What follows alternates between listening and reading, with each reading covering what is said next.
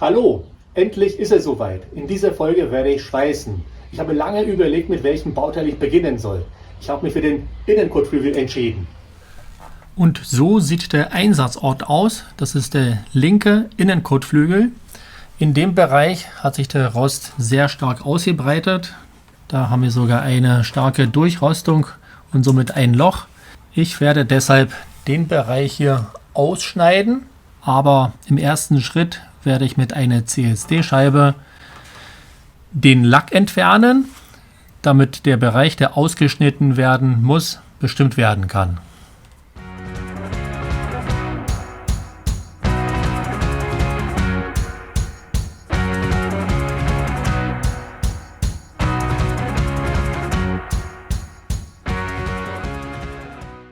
Das gesunde Blech ist jetzt sichtbar und somit kann der geschädigte Bereich gezielt entfernt werden.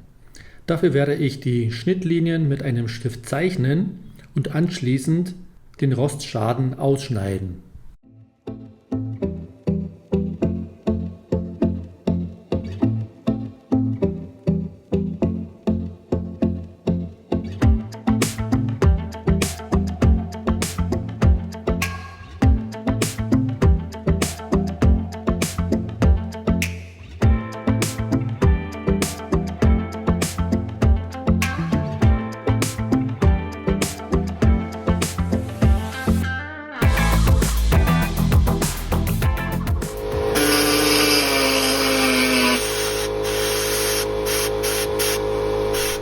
Das ausgeschnittene Blech sieht so aus. Ich habe das Ausschneiden mit der Säge begonnen. Ich habe sie bei Amazon bestellt und habe sie heute zum ersten Mal eingesetzt. Sie nennt sich Karosseriesäge. Leider hat sie nicht mal 10 Minuten gehalten. Damit kann man wahrscheinlich nur Papier schneiden. Deshalb werde ich sie heute auf jeden Fall zurückschicken. Ich musste den Rest also mit einer Flex ausschneiden. Und so sieht es am Fahrzeug aus. Hier müssen nur noch die Kanten entgratet werden.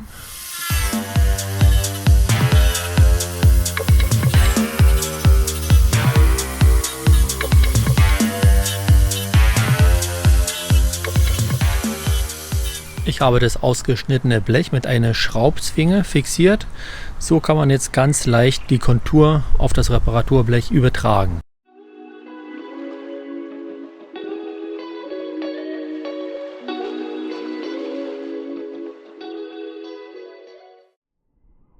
Ich habe die Kontur auf das Reparaturblech übertragen und jetzt muss die Entscheidung getroffen werden, wie es geschweißt wird. Stoß auf Stoß oder überlappend. Die erste Variante, Stoß auf Stoß, ist natürlich die schönere Option, gefällt mir auch persönlich besser. Es ist aber die schwierigere Option. Die zweite Variante, überlappend Lochpunkt, ist die einfachere Variante, wird auch vom TÜV vorgeschrieben. Ich also als ein Hobbyschweißer werde mich für die einfachere Variante entscheiden, werde das Blech also Lochpunkt überlappend schweißen. Dazu wird der auszuschneidende Bereich um einen ca. 10 mm breiten Rand erweitert, der anschließend gelocht wird. Und so sieht die Markierung aus. Jetzt wird das Stück ausgeschnitten.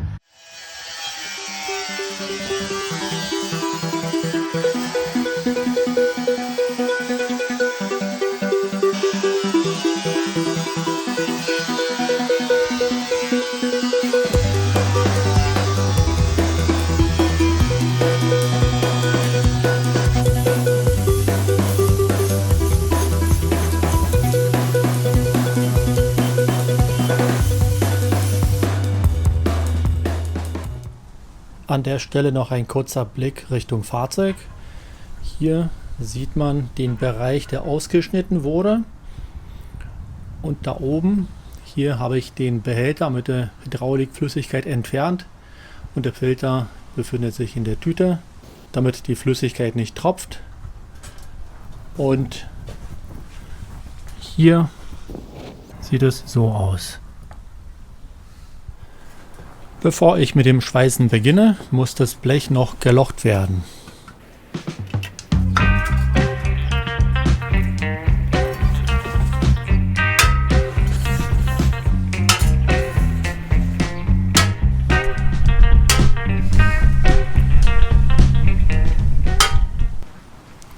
So sieht das Blech nach dem Lochen aus. Jetzt kann ich es am Fahrzeug befestigen. Ein paar Minuten später sieht das so aus. Das Blech ist befestigt. Ich habe auch den Behälter wieder reingemacht und benutze ihn als Positionsgeber. Da unten sieht man das. Jetzt kann ich mit dem Schweißen beginnen. Und nachdem ich ein paar Schweißpunkte gesetzt habe, werde ich den Behälter wieder rausnehmen. Bevor ich mit dem Schweißen beginne, zeige ich noch ganz kurz die Parameter, die ich eingestellt habe. Ich werde mit 0,6 mm Draht schweißen und habe 49 Ampere und 17 Volt eingestellt. Der Drahtvorschub wird automatisch geregelt.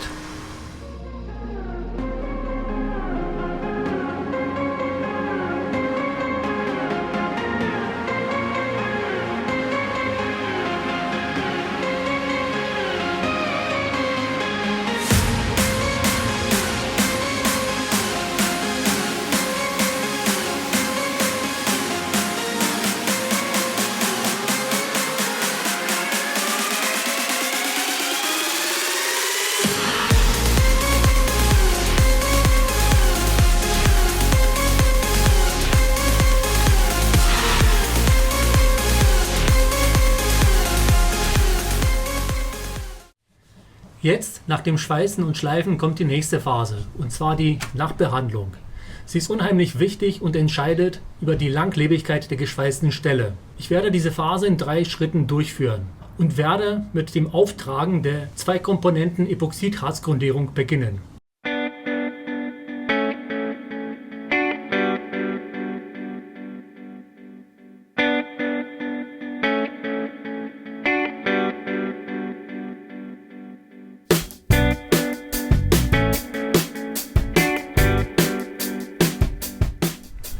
Und so ist es geworden. Die erste Schicht der Grundierung wurde aufgetragen, außen und innen.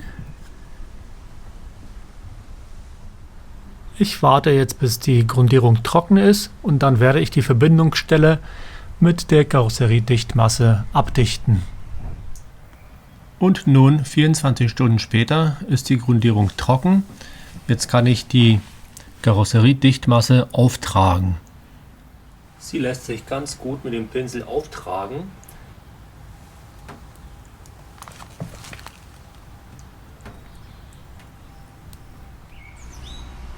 Und so sieht das Ergebnis aus.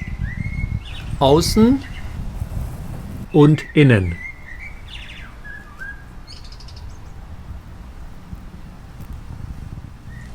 Ich lasse jetzt die Dichtmasse trocknen und dann werden die weiteren Schritte folgen.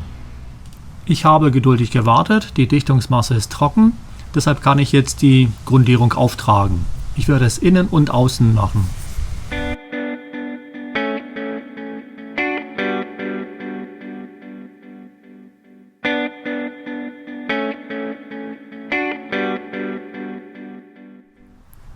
Das Ergebnis sieht jetzt so aus.